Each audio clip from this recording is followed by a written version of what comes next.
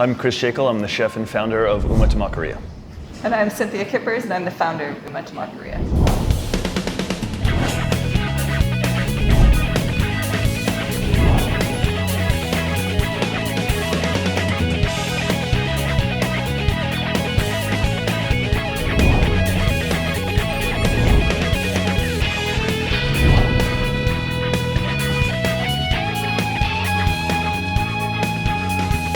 So Uma ended up coming about in the sense that I was trying to convert my fine dining background into something that was a little bit more accessible.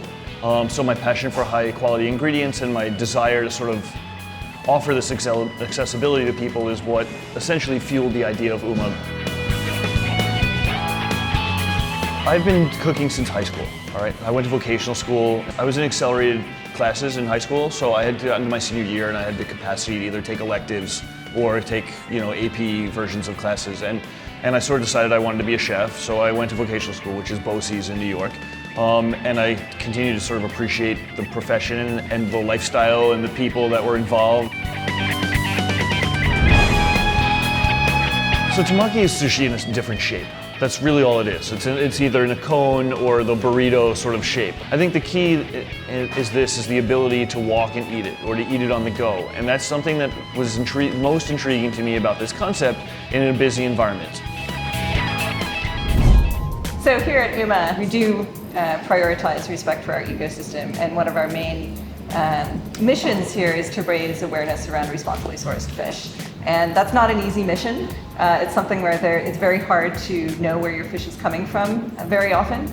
We work in particular in looking at the types of species that we use, and then secondly, how they're caught and where they're coming from. And then obviously the method of how you're catching your fish. So it's pole or line caught, which means there's not a lot of bycatch. You're not necessarily running nets through the ocean, catching a lot of things that you're not ultimately going to use. And importantly, they microprocess the fish right on the docks. So it avoids the global seafood supply chain, which often sends things around the globe many times before it lands on your plate. Our most popular items well, for starters, the burrito. That sort of has created some form of revolution, I guess, as we call it. But the other two, I think, are our tuna temakis, the tsumi tuna and the spicy tuna. Spicy tuna sort of takes that common occurrence, the things people are very most familiar with, and reinterprets it a little bit. So that is the feeling of home, I would say, for a lot of people, the spicy tuna. And for the ones that are a little more thoughtful and a little more interested, I'd say, is the tsumi tuna, which has a wasabi ginger sauce in it, which for me, we had touched earlier on about balancing of flavors.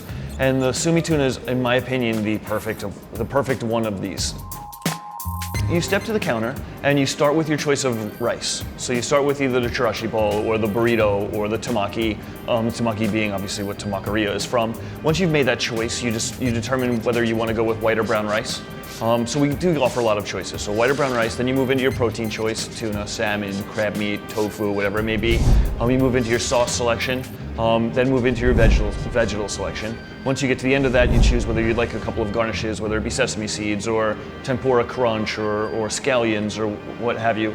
Then it's rolled into the format or stuffed into the format you've chosen and handed you over the counter. Ultimately, people will pay, at least in the bubble that is New York City, people will pay for a quality ingredient if they feel like they're getting value. It's all about value perception, right? And that's something that you can charge $28 for something if people feel like $28, it was worth $28. That's essentially where it is. We're obviously not charging $28 for something. So ultimately, I think it's about value perception.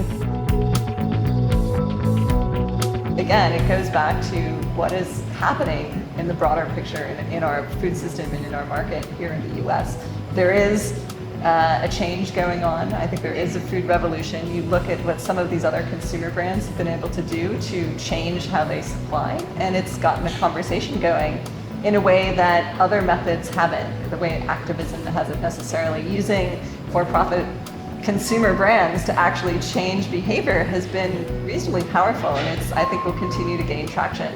And we love to be a part of that.